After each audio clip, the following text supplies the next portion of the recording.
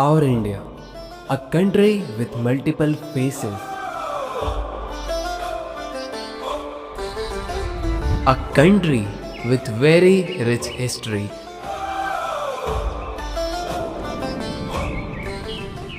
quite literally, हमारे सोने की चिड़िया, एक इतिहास जो समृद्धि से चमकता था, लेकिन पिछले 400 सालों के दर्द ने गहरे निशान छोड़े हैं। फिर भी आज़ादी के 78 साल बाद भारत आगे बढ़ रहा है अपनी वो पुरानी जगह वापस पाने के लिए, विकसित भारत बनने के लिए। With the economy now valued at over $4 trillion, India trails just the United States, China and Germany to now become the fourth largest economy in the world.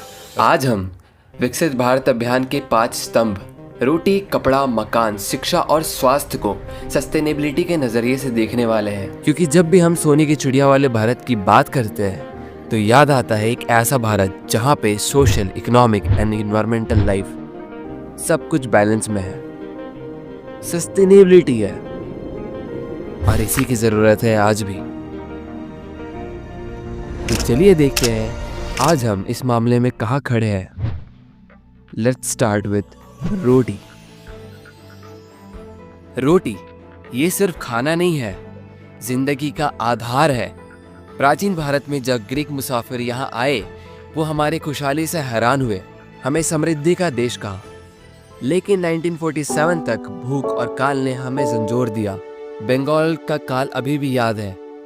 फिर भी भारत ने ग्रीन रेवोल्यूशन, व्हाइट रेवोल्यूशन और pink revolution के साथ लड़ाई जारी रखी। आज हम रोटी के मामले में सस्टेनेबिलिटी के रास्ते पे हैं, लेकिन सफर अभी लंबा है। भारत का खाना ज्यादातर प्लांट बेस्ड है, अनाज, दाल और सब्जियां जो इन्वायरमेंट पे कम बोझ डालते हैं। हमारे ट्रेडिशनल ग्रेन्स जैसे मिलेट्स या श्री अन्न ना सिर्फ हेल्दी है, बाकी क्लाइमेट के स्ट्रेस को भी झेल सकते हैं और कम पानी में उग जाते हैं। गवर्नमेंट भी इसके लिए काम कर रहा है। National mission for sustainable agriculture, eat right campaign और 44 लाख से ज़्यादा ऑर्गेनिक फार्मर के साथ ऑर्गेनिक फार्मिंग को बढ़ावा दे रहा है। टेक्नोलॉजी भी हमें नए रास्ते दिखा रही है। ENAM जैसे डिजिटल प्लेटफॉर्म फार्मर्स को मार्केट से जोड़ रहे हैं, जिससे उन्हें सही दाम मिलता है और खाने की बर्बादी भी कम होती है। लेकिन चैलेंजेस भी है। विकसित भारत अभियान का सपना है एक भूख मुक्त भारत करना, लेकिन SDG 2 जीरो हंगर के लिए अभी काफी मेहनत करनी होगी। अगर हम पिछले 17 सालों का ट्रेंड देखें तो 2005 से लेकर के 2022 तक अंडर नरिशमेंट 21.4% से गिरकर 13.7% हुआ, यानी हर साल लगभग 0.27% की कमी। और अगर हम इसी ट्रेंड को फॉलो करें तो 2047 तक हम सिर्फ 5.9% तक पहुंच पाएंगे, जो कि टारगेट से ज्यादा है। पानी का इस्तेमाल भी एक बड़ी चुनौती है।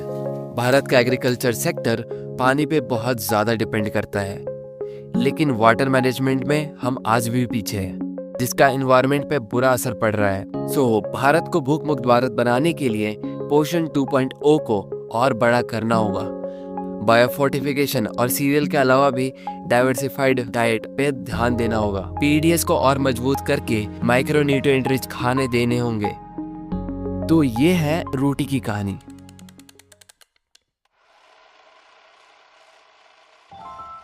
कपड़ा सिर्फ शरीर को ढकने की चीज नहीं है, ये हमारी पहचान है, ये हमारी संस्कृति है। प्राचीन भारत के कपड़े कला, स्पिरिचुअलिटी और क्लाइमेट के हिसाब से बने थे। स्वतंत्रता संग्राम में खादी ही बनी थी हमारी आजादी की प्रतीक, लेकिन ब्रिटिश राज ने हमारे कारीगरों को तबाह कर दिया। मैनचेस्टर के सस्ते कपड़ों ने हैंडलूम को दबाया। आज भारत दुनिया का दूसरा सबसे बड़ा कपड़ा उत्पादक है, लेकिन चुनौतियां अभी भी है। स्लो ग्रोथ, टेक्नोलॉजी की कमी, high duties, complex trade rules. हमारे उत्पादन के पानी और पोल्यूशन से पर्यावरण पे भी गहरा असर हो रहा है। फिर भी हम ग्रीन कहानी बुन रहे हैं। सरकारी योजनाएं कारीगरों को ग्रीन टेक्नोलॉजी दे रही है, जैसे green eco friendly dyes, recycled fibres and renewable resources, लेकिन ये अभी छोटे स्तर पर हो रहा है। हमारा लक्ष्य है कि टेक्सटाइल इंडस्ट्री SDG 12 और SDG 8 जैसे लक्ष्य को पूरा करते हुए न सिर्फ आर्थिक रूप से मजबूत हो, बाकी पर्यावरण और समाज के लिए भी जिम्मेदार बने। और ये सपना सच करने के लिए ग्रोथ रेट को 7 to 8% तक बढ़ाना होगा, वरना 2047 तक ये पूरा नहीं हो पाएगा।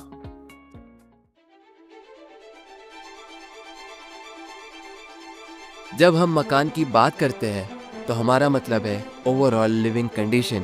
प्राचीन समय में इंडिया में इंडस वैली जैसे शहर थे जो अपने टाइम से कई गुना आगे थे हाउसिंग, सिटी प्लानिंग और ड्रेनेज के मामले में। लेकिन आज का हाल, मुंबई मानसून में पानी 18.2% रूरल घर की स्ट्रक्चरल कंडीशन खराब है और हर 4 में से 1 रूरल घर में आज भी टॉयलेट फैसिलिटीज नहीं है। और इन्हीं प्रॉब्लम्स को ठीक करने के लिए भारत सस्टेनेबल हाउसिंग में कदम बढ़ा रहा है। प्रधानमंत्री आवास योजना 2015 में शुरू हुआ, हाउसिंग फॉर ऑल का सपना दिखा रहा है और इसने काफी हद तक मदद भी किया है लोगों की। इको निवास संहिता 2018 से एनर्जी एफिशिएंट होम्स के लिए स्टैंडर्ड्स दे रहा है। टेक्नोलॉजी भी मदद कर रहा है, जहां रूफटॉप सोलर और rain water harvesting common use में आने लगे हैं।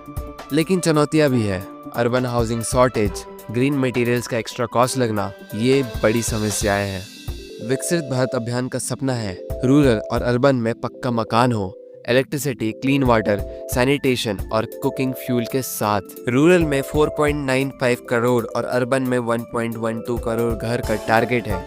आज के रफ्तार से रूरल में 31 लाख घर हर साल मिल रहे हैं, जिसके तहत 2033 तक हमारा एम पूरा हो जाएगा। And for roads and other living condition, सरकार और नागरिकों को साथ में काम करना होगा ताकि इस चीज में हम पूरी तरह सस्टेनेबिलिटी ला पाए।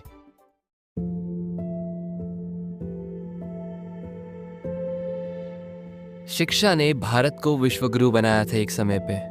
प्राचीन समय में तक्षशिला, नालंदा, विक्रमशिला जैसे संस्थान थे जहां दुनिया भर से विद्वान पढ़ने आते थे। वैदिक काल में महिलाएं भी दार्शनिक और कवि थी। लेकिन 1947 में लिटरेसी सिर्फ 12% रह गई। आज भारत के पास 1100 से ज़्यादा यूनिवर्सिटीज़ है, 43,000 से ज़्यादा कॉलेजेस है। लेकिन चुनौतियाँ आज भी है, टीचर शॉर्टेजेस, पुअर इंफ्रास्ट्रक्चर जैसे शौचालय, बिजली, इंटरनेट की कमी और लो लर्निंग आउटकम्स होना। फिर भी हम सस्टेनेबल शिक्षा की ओर कदम बढ़ा रहे हैं। National education policy 2020 14.7 lakh school, 98 lakh teachers और 248 मिलियन स्टूडेंट तक रिफॉर्म ला रहा है। निपुण भारत मिशन से फाउंडेशन लिटरेसी भी बढ़ रही है। उल्लास स्कीम से 2.6 करोड़ एडल्ट ने पढ़ना सीखा।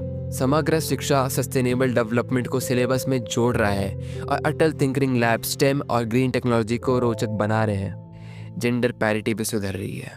विकसित भारत अभियान का सपना है 100% लिटरेसी, लेकिन इन सारी चीज़ों को अचीव करने के लिए लिटरेसी और स्पेंडिंग टारगेट को और तेज रफ्तार चाहिए।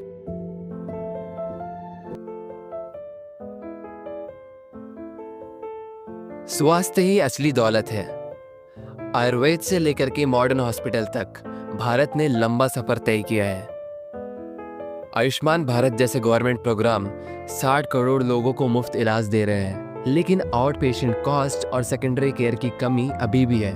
SDG 3 के मामले में भी इंडिया आगे बढ़ रहा है और ये जननी सुरक्षा योजना, मिशन इंद्रधनुष और नेशनल टीबी प्रोग्राम से मुमकिन हुआ है।